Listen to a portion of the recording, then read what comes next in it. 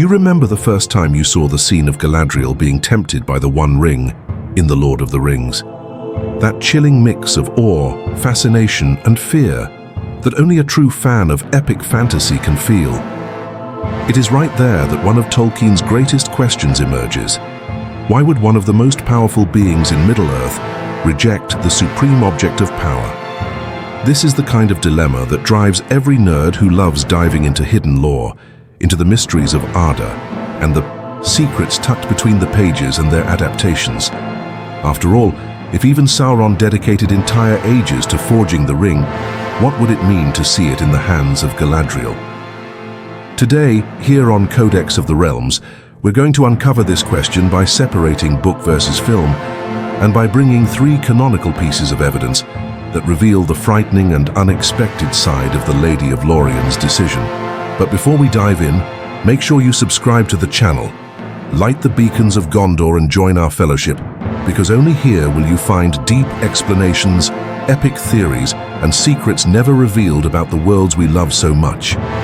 Now, hold on to that memory of the scene, because up next I'll show you the first direct piece of evidence from the canon, one that may completely change the way you see Galadriel's choice. We are in Lothlórien, the luminous and mysterious heart of Middle-earth, where time seems suspended and every leaf carries the memory of forgotten ages. It is here, in this realm of elven splendor, that the Fellowship of the Ring, exhausted and scarred by their losses in Moria, finds rest under the penetrating gaze of the Lady of the Golden Wood. Galadriel, cloaked in a power that needs neither shouts nor swords to command, stands before the heroes as both a maternal guide and a terrifying presence. It is here, before Galadriel's mirror and the enigmatic aura of Nenya, that one of the saga's most powerful moments unfolds. The temptation to take the One Ring. That instant is more than just a fantasy scene.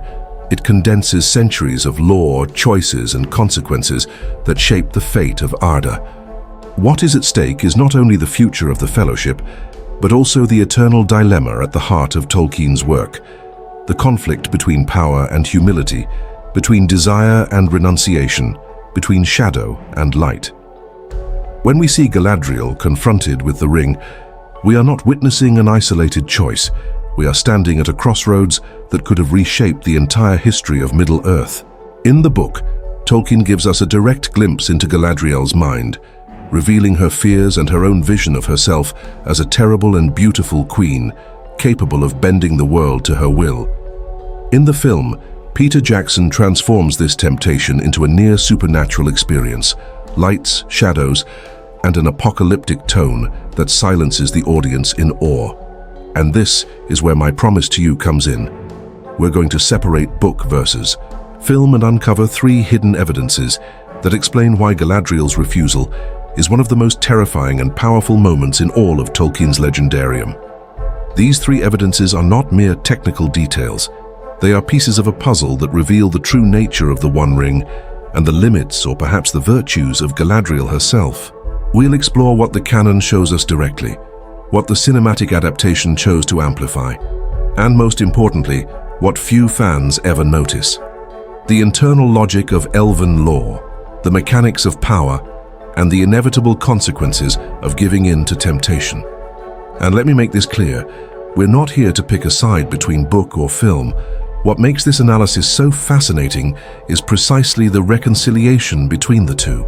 Fans of Tolkien, whether through the quiet reading of the pages or the epic spectacle of the screen, find in this scene a common ground, a space where nostalgia, curiosity, and even controversy meet. So if you're one of those who always wanted to understand the secrets of Middle-earth, if you've spent hours in forums, live streams, or late-night debates with friends about the true power of the Elven Rings, or if you simply felt chills watching Cate Blanchett transform into a shadow of absolute power on screen, you are in the right place. Because up next, we will open the first door of this enigma. We begin with the first direct evidence from Tolkien's canon, and it is here that the true depth of Galadriel's dilemma is revealed. This is the moment where everything connects: the nostalgic memory of the scene, the promise of revelation, and the expectation of something greater. Now it's time to plunge deep into Tolkien's own words and discover what was hidden in lines that many read, but few fully understand. In Tolkien's canon, this moment is described with almost hypnotic power. When Frodo offers the One Ring to Galadriel, it is not merely an act of courtesy or a moral test, it is a true revelation of character. The text pulls us into Galadriel's vision of herself, as she imagines, even if only for an instant, what the world would become under her reign. Tolkien writes that she would be seen as a queen great and terrible, beautiful beyond enduring, dreadful and worshipful. This isn't just poetic, it is a direct portrait of what the One Ring does to those who crave it. It does not invent new desires. It amplifies what already exists within the bearer. And in Galadriel's case, an elf already wielding immense power through Nenya, the Ring of Water, that potential would be magnified beyond measure. Her beauty, which already captivated kings and mortals, would become an irresistible fascination, yet also a terror beyond endurance. Her wisdom and strength, which made her a leader, would be twisted into tyranny. And here lies the first great key to understanding her refusal. To truly understand the scene, we need to realize this. The ring was not offering Galadriel something she was not. It was offering her a radicalized version of herself, a version where her light would turn into shadow, where her protection would twist into domination. This is a central feature of Tolkien's mythology and of the very nature of the One Ring. It is not merely a weapon or a magical artifact, it is a distorted mirror of the soul. With Sauron, it amplified his obsession with control. With Boromir, it exposed the temptation of military power. With Gollum, it became a corrosive addiction. And with Galadriel, the danger was the transformation of Middle-earth's most revered and wise lady into a sovereign as terrible as the Dark Lord himself. This detail is crucial, because it shows that the true peril was not in Galadriel being dominated by Sauron, but in becoming a new Sauron herself. She recognizes this in Tolkien's own words. In place of the Dark Lord, you would set up a queen. That single line carries a haunting paradox. The hope of many would become the terror of all. Galadriel's temptation was not to submit, it was to dominate completely, under the mask of offering order and justice. And this is where the beauty and the horror of the passage lie. Galadriel is not a fragile or naive character. She knows her power, she understands the scope of her influence, and she realizes that if she accepted the One Ring, there would be no force in Arda capable of opposing her. The canon gives us a deeply unsettling truth. Her refusal was not just an act of humility, it was a battle against herself, against what she could become. And if the text already unsettles us, it's even more important to see how this moment has echoed through every later interpretation, creating a foundation for understanding the adaptations. But before we look at how the movies transformed this passage, we need to hold tightly to this powerful image of the terrible and beautiful queen, for it is the thread that will guide us into the next piece of evidence, revealing how the contrast between book and film amplifies the terrifying depth of Galadriel's choice. In Peter Jackson's film, the scene takes on an almost apocalyptic dimension, as if the screen itself trembled before Galadriel's temptation. In the book, we are pulled into her thoughts, experiencing the weight of her decision through Tolkien's words. On screen, however, everything is translated into imagery and sound that strike directly at our senses. When Frodo offers her the ring, the light around her twists, her voice multiplies into thunderous echoes, and her serene, ethereal presence transforms into an entity of pure terror and majesty. For a few seconds, we see not only Galadriel, but what she would become if she accepted the ring's burden. The contrast is brutal. From gracious and wise lady to a shadow of absolute power, a dark goddess ruling Middle-earth under her dominion. This dramatization was no accident. Jackson knew he had only seconds to capture something Tolkien spent paragraphs building. So he amplified the temptation visually. Galadriel's aura bursts into green and gold, her voice thunders, and her presence fills the screen as if every viewer were a mere hobbit cowering before her. Cinema had to turn imagination into spectacle, and the scene became one of the trilogy's most unforgettable moments, precisely because it visualized Tolkien's central dilemma: power that fascinates, but also corrupts. For many fans, Jackson's version is even more disturbing than the book, because it places us directly in Frodo's shoes, small, fragile, utterly overwhelmed by the grandeur that towers over us. It's as though we too were holding the ring in that instant, staring into the razor-thin line between salvation and ruin. Yet even as the film raises the scene to near mythic proportions, there is something it cannot fully portray. Because behind the spectacle lies a deeper layer of lore, a hidden logic in the very nature of the Rings of Power, and in Galadriel's personal history, that makes her refusal even more terrifying than the movie could suggest. And it's exactly this less visible but essential dimension we need to uncover next. Here we arrive at the most delicate part, something many fans don't notice at first, but that completely reshapes the meaning of this scene: the inner mechanics of the lore behind the Rings of Power. Unlike an ordinary weapon, the One Ring does not simply grant strength to its wielder. It functions as a warped mirror of the soul, amplifying desires, dreams, and ambitions already present in the heart. It does not invent corruption. It reveals it and multiplies it. That is why Galadriel, more than any other member of the Fellowship, understood the unbearable weight of accepting the ring. Galadriel was no stranger to power. She already bore one of the 3 elven rings, Nenya, the Ring of Water, forged by Celebrimbor. That artifact granted her wisdom and deep mastery over preservation, healing, and beauty.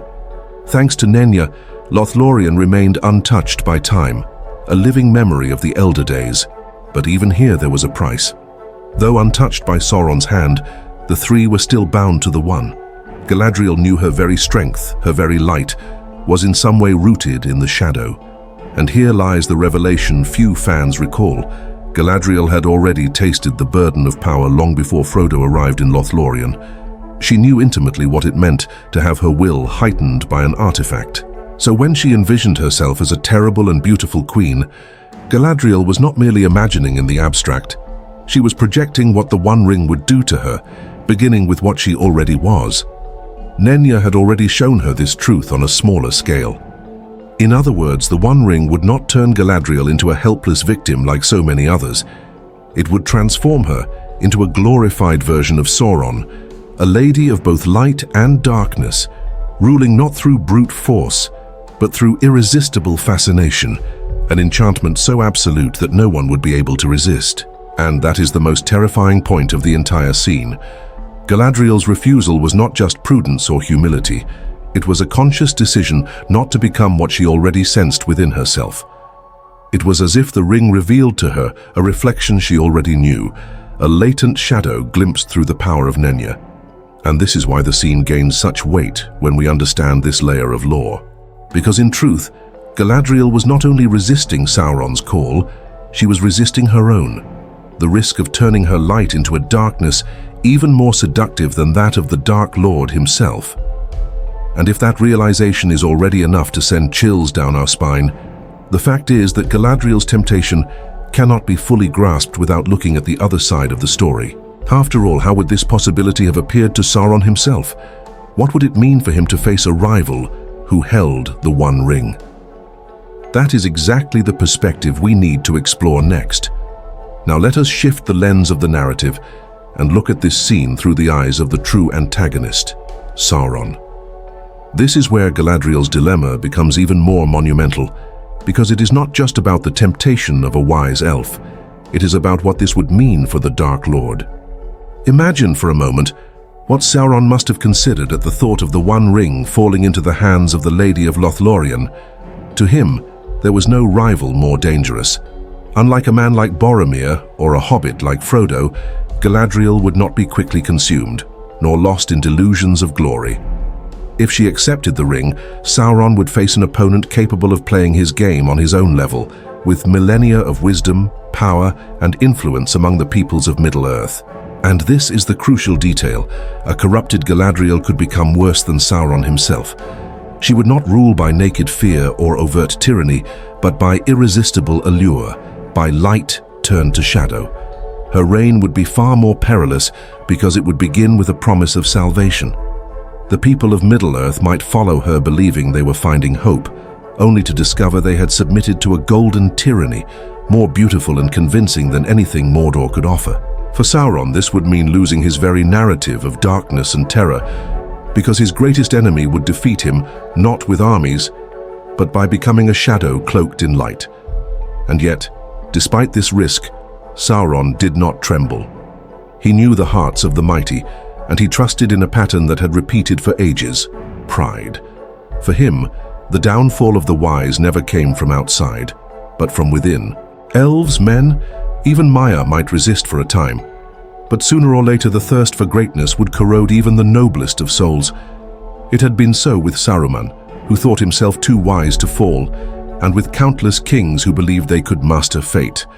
Sauron wagered that Galadriel would be no different. In the end, he believed all it would take was for the ring to awaken in her the pride of an invincible queen, and her fall would be sealed. This logic of the enemy is what makes the scene so disturbing. Because when Galadriel refused the ring, she not only escaped a personal doom, she shattered the Dark Lord's expectation, proving that not all were condemned to the same trap of pride. But before we arrive at the power of that refusal, we must consider another layer of the story: the alternative theories raised by fans and scholars of the legendarium, who question whether Galadriel truly resisted out of wisdom, or whether, deep down, another motive lay behind her choice. Among Tolkien's readers, there is a heated debate about this moment. Many argue that Galadriel's refusal came solely from her ancient wisdom, from her clarity of vision that pierced beyond the ring's immediate temptations. After all, she had been present since the earliest days of Arda, walked alongside the greatest of her people, and witnessed the fall of kings, kingdoms, and entire bloodlines, consumed by pride and lust for power.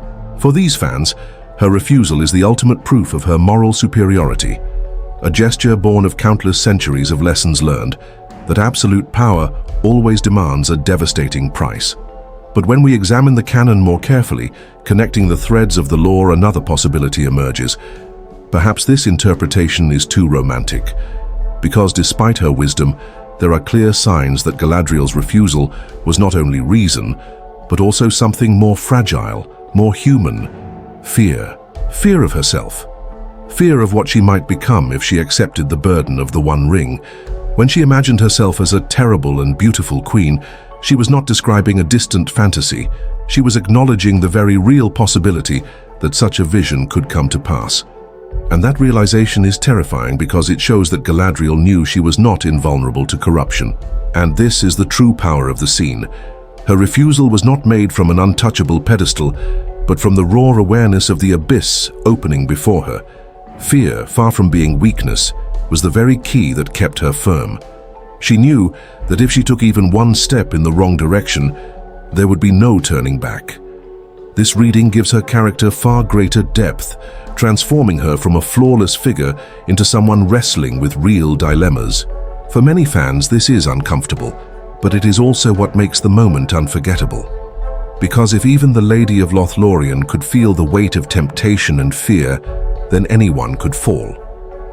And this contrast opens the door to something even more powerful: the emotional dimension of Galadriel's choice.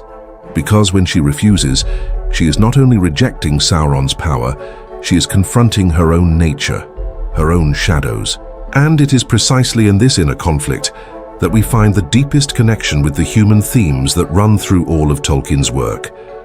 This is the emotional layer we need to focus on now. At this point, the scene transcends lore and touches something profoundly human: the dilemma between power and humility. Galadriel's refusal is not just a political move or a strategic act in the war against Sauron. It is an intimate act of renunciation, perhaps the hardest decision anyone could make in all of Middle-earth.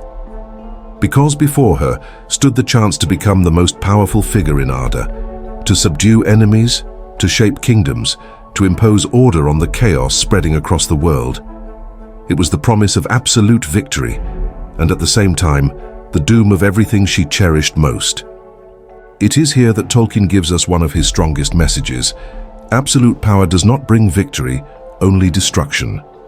Galadriel knows this painfully well, for she had seen it happen countless times. She had witnessed the downfall of Feanor, whose oath dragged generations into ruin.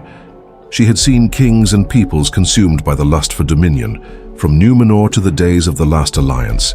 And there, as she looked upon the ring, she recognized that if she accepted it, she would repeat the same tragedy, but on an even greater scale, because her own light would be twisted into a shadow more irresistible than any darkness before. This moment is pure emotional turning point, because it shows that even the wisest are not free from temptation. What makes Galadriel different is not immunity, it is the courage to say no to what she desired most. It is a reminder that true strength is not found in possessing more power, but in letting it go. In a narrative filled with epic battles, flaming swords, and ancient sorcery, Tolkien shows us that the greatest victory happens in the silence of an inner decision. And this is the point where audiences connect with Galadriel on a nearly universal level. Who has not faced a tempting choice? Something that promised everything but risked losing yourself in the process. Galadriel's refusal is that mirror. It reminds us that sometimes we must give up what we desire most in order to remain true to who we are. That touch of humanity inside epic grandeur is what makes this scene one of the most discussed and unforgettable passages in both the books and the films. But Tolkien never leaves his scenes at the level of philosophy or morality. He always goes one step further, delivering a line or a detail that transforms reflection into something memorable, something etched into the heart of the reader and viewer. And it is precisely that final detail, that powerful punchline, that we must now explore. And then we arrive at the moment burned into memory, when the scene crystallizes as one of the most iconic in all of epic fantasy. After the weight of temptation and inner struggle, Galadriel's response does not ring out as the triumph of someone unshakable. It comes as the confession of someone who looked into her own shadow and was afraid of what she saw. And here is the line that changes everything. Galadriel did not refuse out of strength, but out of fear of what she might become. And perhaps that was the most human act in the entire saga. This reading is powerful because it pulls Tolkien's characters down from the pedestal where we often place them. It is not an untouchable goddess speaking, not a flawless elf above the weaknesses of mortals. It is someone who looks inward and realizes that if she accepted the ring, Middle-earth would not gain a savior, but a tyrant of light and shadow, as terrible as Sauron himself. And that recognition is what makes her not only great, but relatable. Because deep down we all carry the same struggle between ambition and restraint, between desire and self-control. And what is most striking is how Galadriel's line, in all its simplicity, echoes as a universal reminder throughout Tolkien's legendarium. The true victory is not defeating enemies with sword or magic, it is conquering oneself. That single phrase, short and direct, gained power among fans precisely because it is so quotable. How many times have you seen in forums, groups, or videos someone calling this one of the most chilling passages? It is because it captures, in just a few words, the essence of the scene. Absolute power was not refused by invincible strength, but by deeply human fear. And that is what makes Galadriel timeless. And perhaps this is where Tolkien captures us by emotion, because while audiences expect a display of superiority, he offers vulnerability. And it is that vulnerability that gives Galadriel her true greatness. But there is still one more piece to complete the puzzle: how this moment connects with the audience's own journey and the continuity of the story. It is in this bridge, in the invitation to debate and in the link to the next mystery of Middle-earth, that our exploration continues. And now that we have walked this path together, I want to hear from you. After revisiting the canon, comparing it with the film, analyzing the mechanics of the lore, and even seeing it through Sauron's perspective, the inevitable question remains: do you believe Galadriel refused the ring out of pure wisdom or out of fear of what she might become? This is the question that keeps the flame of discussion alive among Tolkien fans, because it strikes at the very heart of his work, the balance of light and shadow within every being, even within the most powerful in Middle-earth. And this is where I want to invite you to join our fellowship. After all, this channel, Codex of Realms, exists to unite all who love diving deep into Tolkien's lore, into the prophecies of Westeros, and into the mysteries of The Witcher. So if this analysis gave you that nostalgic shiver, if you felt once more as though you stood in Lothlórien watching Galadriel's light waver before temptation, become part of our community. Light the beacons of Gondor by leaving a like, sharing this video with fellow fans of epic fantasy, and of course subscribing so you don't miss the next chapters of this marathon. And I promise, The next episode will surprise you just as much as this one. Because if today we explored Galadriel's dilemma before the One Ring, next time we'll uncover the true power of the Palantiri, the seeing stones that deceived kings and reshaped the fate of Middle-earth. So get ready, because the journey continues, and each video is another piece in the grand puzzle that makes up the universe of epic fantasy.